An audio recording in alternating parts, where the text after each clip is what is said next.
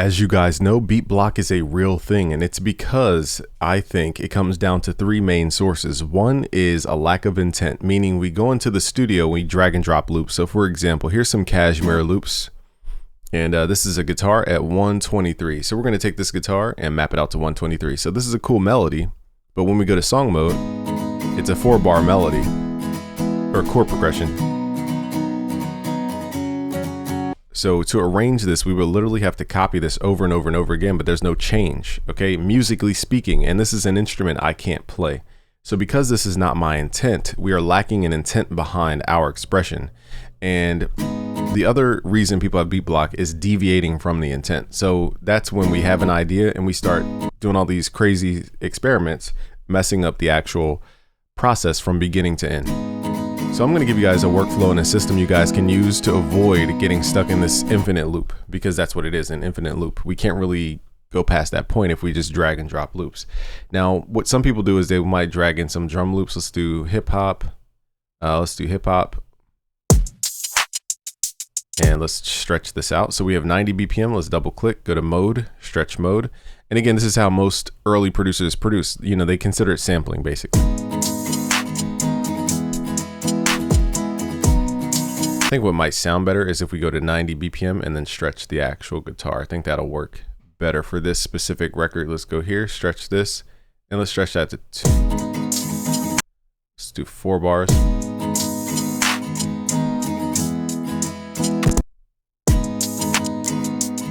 But the problem is, though, no matter how many puzzle pieces we try to stack up, we're not arranging much of anything. It's just the same thing over and over and over again. So let me show you guys a system that is ironclad. Firstly, it's understanding the different components of a song. You have the harmony section. This is usually where I start.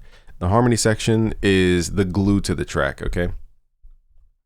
Then we have what's called the top line. The top line usually derives from the harmony because the harmony is the foundation of the reasoning behind the music, okay?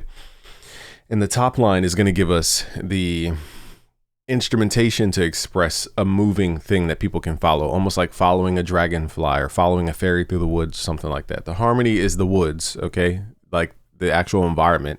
The fairy guiding you through the woods is the top line, okay? Then we have what's called the contrast layer. Now in story writing, this would be your foil or your villain or something that can, the struggle of the story, okay? It's something that is opposite of the main character, the top line. Okay, now usually that's the bass. And then we have what's called the rhythm section. Now this is to create the perception of time, okay, throughout a story. So again, if I just loop this infinitely, it's not going to do anything. Now again, you guys can just kind of slap in random things. We could go to bass and just, you know, pray that we're in the same key. Now this tells us the key, so it says G sharp minor. So let's see if we could even find G sharp minor bass. We can't, so we're gonna have to use C sharp, or actually we could use G and then pitch this up 1 semitone. So that's another thing about slapping in loops. You have to now know how to transpose keys and basically arrange stuff to where it feels cohesive. It's like, how many times can we loop that bass?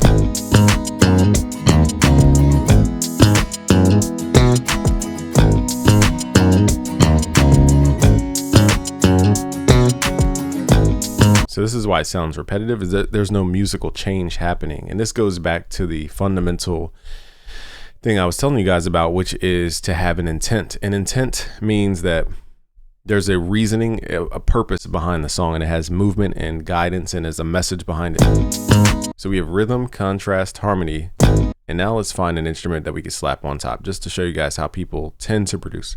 Let's do flute loops, and we are in the key of what is it, G sharp minor. So let's find some of these loops. Let's just drag this in. Again, I'm not even listening to the flute, I'm just matching the key, which is what most people do. Okay, so they just match the key and drag something in because they're trying to fill in the gap. Now, I'm not saying a hip hop song can't loop 1 bar. It's not really the point of the video. The video's point is to show you guys, like, this is why we get stuck. It's because we are simply just using something that is limited at the source. But I'm going to show you guys how to expand this.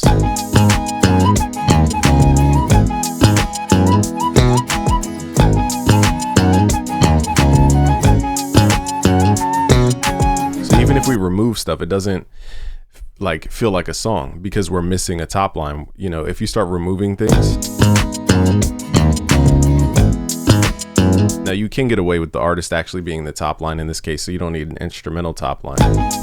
So we can remove that specific portion because we can have an artist come in and fill in that gap. But once you guys understand the system, you'll realize, you know, you can't take out the bass, for example. What do we want to do when the bass drops out? It's just going to sound empty. And this is why people's beats, usually in the beginning, they'll have all this high energy and then it just drops out because they're trying to force this arrangement by just removing stuff, and they don't have enough stuff to even remove.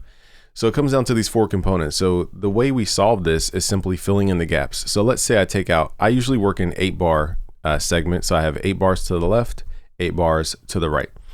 And the reason I do this is because I split it in 2 sections, A section and a B section. The main thing is that we need something different about the A version versus the B version. So usually that difference is the sound of the bass, or the way the bass plays, or the sound of the chords and the way the chords play. The top line usually stays the same. Okay. So, and this is also genre dependent. So for example, in trap, yeah, you could throw a bunch of effects on this to make it sound different over time. But when you're in more regular genres like this, it needs to feel more organic and less like sound effects. So let's go in and fill in the gap. So what are we missing? We're missing a bass. So now I'm going to go in and we're going to write in the key of, what is this, G sharp or G sharp. So let's pull up, you know, any instrument. I'm just going to pull up. Actually, let's go to busyworksbeats.com/sample. Just go to busyworksbeats.com. You guys can grab the BusyWorks Beats sampler. It's completely free for the first 50 sounds. If you want the whole package, which is 600 sounds, you guys get the paid version. We're going to use some factory sounds here. Let's go to the bass factory. It says a factory library. Do I have bass in here? I don't even know if we have bass in here, so I stand corrected. But let's just use one of our sounds here and use it in the bass octave. All right, so now we have that. Now this track in particular is very organic, meaning that it uses real instruments, not synthetic stuff. So if you were doing sound selection, we would definitely go for a more organic sound source. But let's play in G sharp.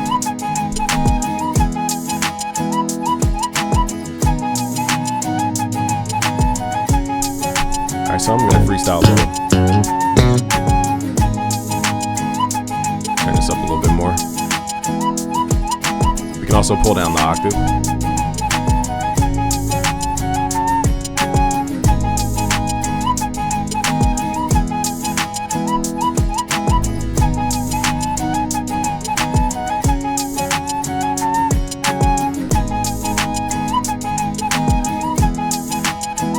Setting the ADSR here.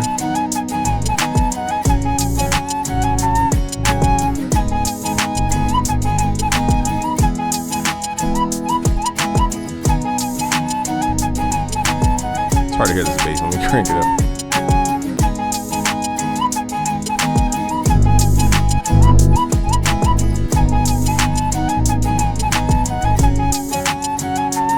Let's just pick a different sound for now. Let's add some harmony in here. So for example, let's say I want to reinforce this harmony or even change it up. All right, so now I have an E piano sound because I forgot in the core library I didn't focus on bass sounds there, but in Helios we have it in there. So here's G sharp minor, we have D. So I'm just freestyling these chords.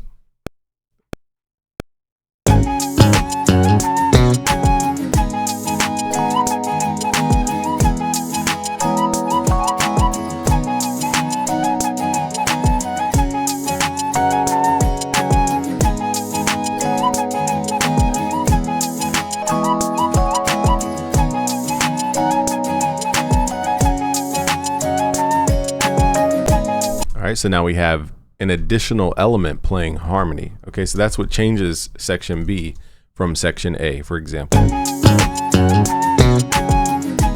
for the bass, we're gonna pull up a free contact library.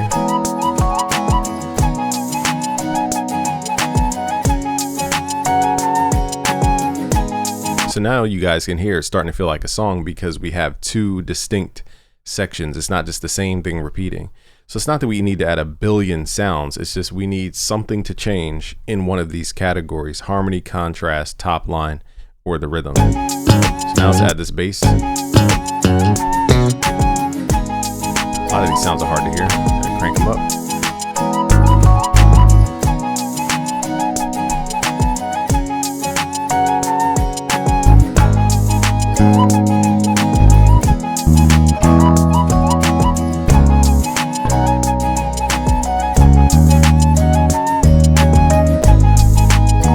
So let's record this in. We're just playing G sharp and then the octave up.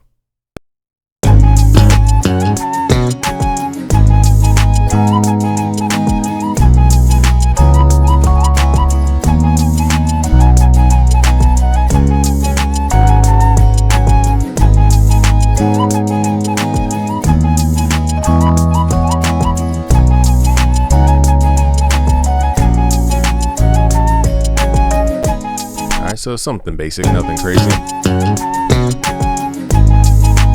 Now again, everything in this mix is trying to be loud, so we need to send it to the mixer, turn it down. I'm not trying to make this whole like beat making tutorial, but again, this is the reason why people have beat block, is simply because again, we're relying on loops that are not finished musical ideas, and you have to finish the musical idea.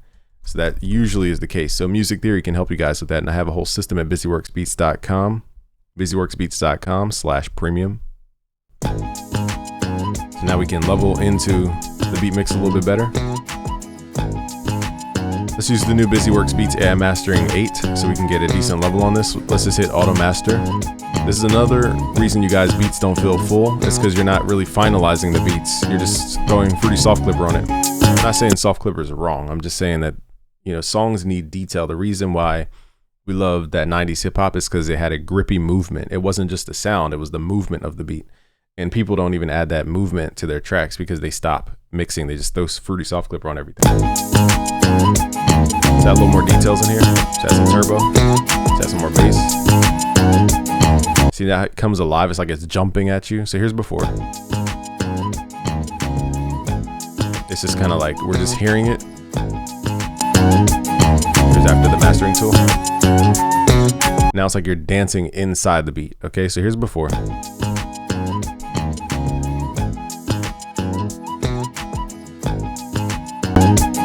Here's with it on.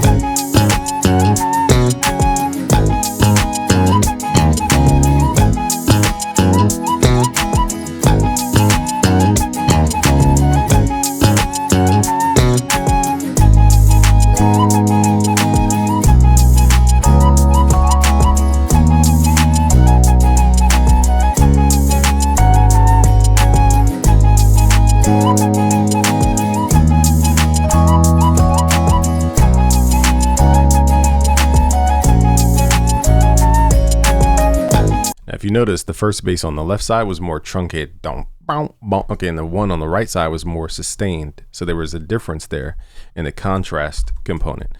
The rhythm stayed the same.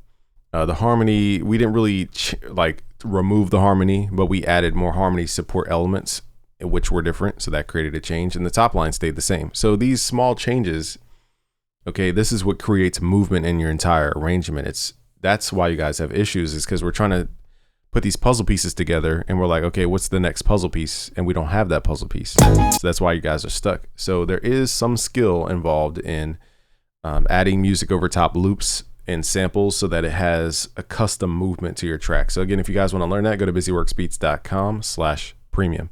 If you want the new mastering tool, go to busyworksbeats.com/AI. Peace out, guys.